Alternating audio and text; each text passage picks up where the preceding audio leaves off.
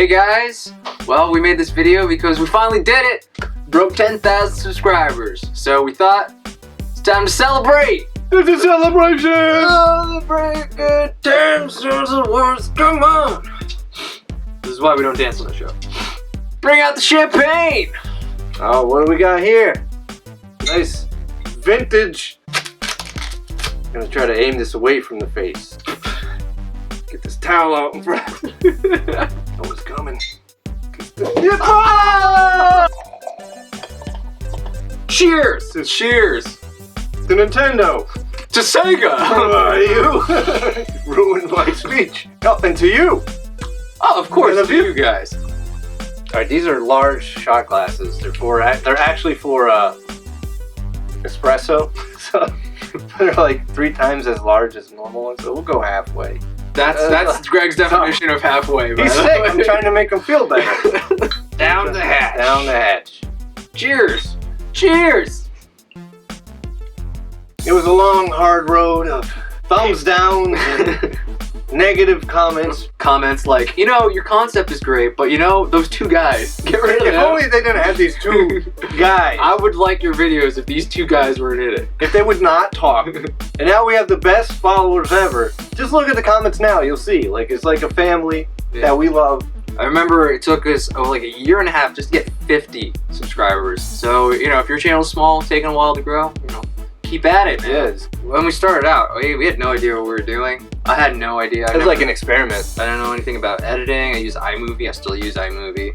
And it's... Tell them that. We also have our friends on here in different episodes too, so it's, Yeah. you know, It's fun. nice working with other friends on YouTube, and Yeah. hopefully we can do more of that. Yeah, me and lots of all these other cool YouTubers. That's definitely one of the cool perks too. Yeah, just chatting with the fans in general, I even, guess. Just, yeah, going back and forth through comments. Fans on Facebook, Twitter. I've been doing Instagram. I really like interacting with anyone who comments. If you engage me, I usually... He's a really engaging guy. I'm lonely. I want to hear from you. Come on, you get on my He needs to Instagram. feel a connection. I really feel like we should do a behind-the-scenes video because we use the original hardware, the original games. We play them and kind of take notes and try to come up with like little jokes. My anger during those gameplays. Yeah. I think that would be pretty funny to watch, actually. Dan flips out I usually. get so angry. You can see that a little bit in mini games, but The Animaniacs. I had to leave the room a couple times. And then it's a lot of work. Dan's got to write the script, then I got to make fun of the script, and then he rewrites it. Repeat that a few times, then the editing. Oh, the editing. The worst part, the editing. Especially when you're using iMovie and it crashes on you every 5 minutes! God! So, if a behind-the-scenes video is something you're interested in, I mean, I'll do it. I'm not going to use iMovie because it sounds like a nightmare, but So yeah, it's been a wild ride, it's been a fun ride, and we're definitely going to keep it going. When this idea started of Console Wars, originally I was actually going to do it by myself. You know, because I was a big angry video game nerd, nostalgia critic. All those guys were like solo acts, so I thought I was going to do this kind of comparison by myself.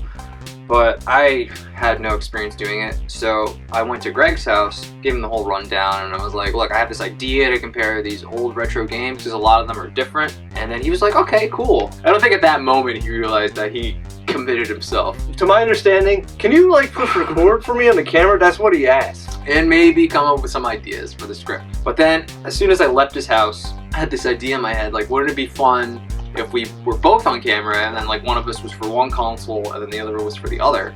So as soon as I was leaving his apartment, I realized, oh man, we should just do it together.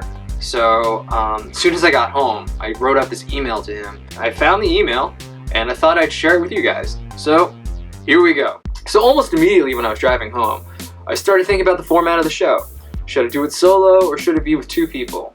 After some thinking, I think it should be with 2 people. I know you said you weren't sure you could do a video because you think you'd be boring, but I really think it would be a better show if you're both on it. It made it sort of like a competition.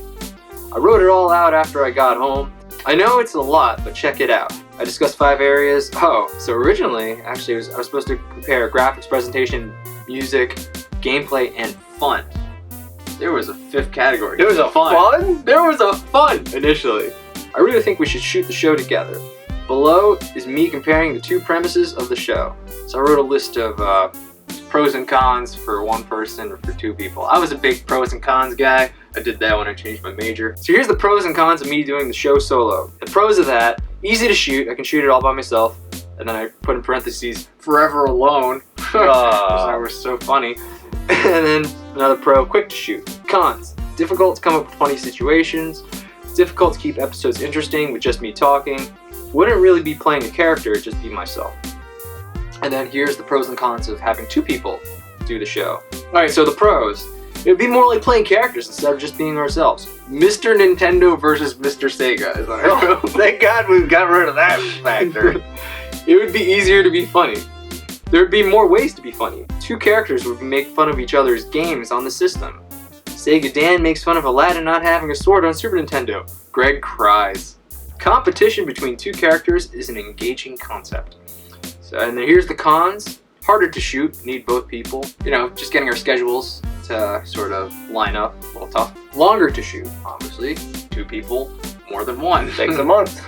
It takes a month. We got full-time jobs, all right? We got families. We have dogs. We have dogs.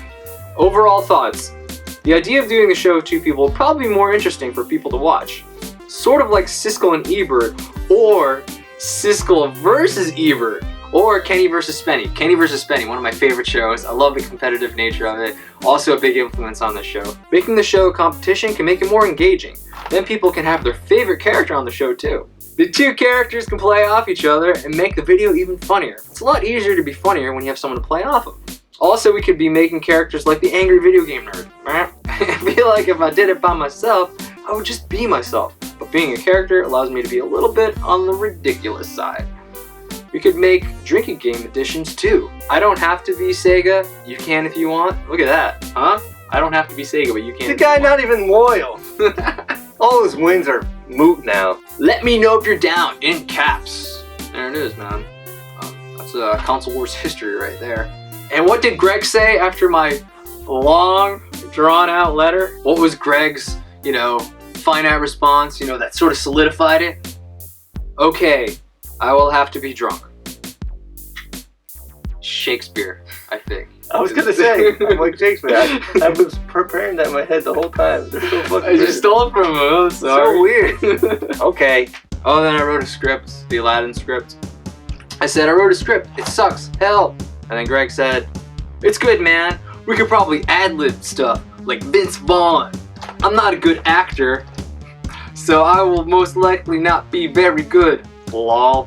Also, to convince him, I had to do this video, which I've kind of talked about in the past, where I was playing both the part of Nintendo and Sega.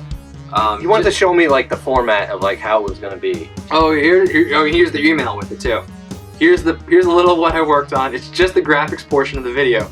I just want you to see that it's pretty much gonna be the basis for the video. Any input would be great. I also think what I need from you is the funny. The vid def needs to be funnier. Audio isn't perfect because I just did it this morning. I need to find the proper levels. Overall, I think we can really do this. So, hey, might as well show you guys too. So, without further ado, here's the video. Okay, let me start by saying how great this game looks for Super Nintendo. Let's look at the characters. They look great. Just like they did in the movie. The enemies look good too. There's a real nice attention to detail here. The way the characters are drawn during the cutscenes looks really good too. Almost like it's screenshots right out of the movie. If you think those graphics are good, I feel bad for you. Let's take a look at the Sega version. The characters look amazing. They don't look like pixelated characters like the Super Nintendo version. They look like they were hand-drawn by the people who did the movie. It's cell shading before it existed. The stills during the cutscene look perfect. But what do you expect since Disney animators actually worked on this game? Okay, when a game cheats and uses Disney animators, it's easy to look good. But what about the animation? The Nintendo version has pretty good character animation. Whether Aladdin's swinging, or climbing, or jumping, ziplining, or carpet riding, or... You kidding me? Not only is the Sega version better looking, but it moves smoother too. Look how fluid the Sega version is when Aladdin runs, jumps, attacks, climbs a rope. That's some good rope climbing. Even when Aladdin's just standing there, there's some of that sweet, smooth animation. When compared to the Sega version, you can really feel how choppy the Nintendo version is. I'll admit, there's a lot of character animations going on, but it's slowing down the game and making it look choppy. The best animation Nintendo has is the genie's odd flapping finger during the minigame.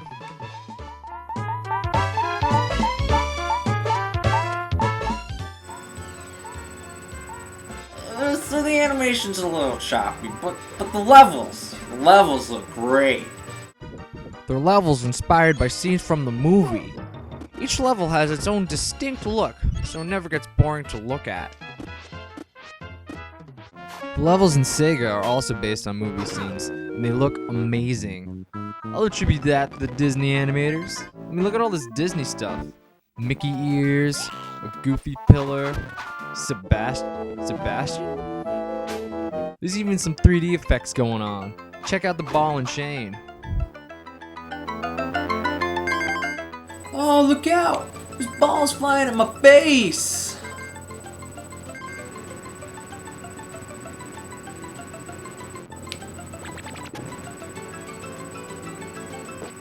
I'll admit, the levels look pretty good for the Super Nintendo, as they do for the Sega. So, let's just call it a tie with the levels. Anyway, the Sega still has better graphics and better animation. So overall, in the graphics department, Sega. What if I said I'm not doing it? Then I would have just done The, it. the audio levels, they're not gonna get any better. I wonder what would happen if you did it yourself. My millions subscribers. A billion subscribers. Can you believe it, Greg? The first YouTube channel with You denied this channel another drink servant. Thanks for celebrating with us. Or thanks for doing this with us. Thanks for sticking with us. Yeah, and joining us. Thanks for joining us. Any newcomers, welcome. It's a good bunch of people. We're really happy you guys enjoy it. And stick around because we're gonna be doing this for a while. So here's to more. Bye. You taking a shot of champagne? He's He's only had one glass. He's only had one glass. He's pouring champagne in a shot glass. Oh man, I messed up.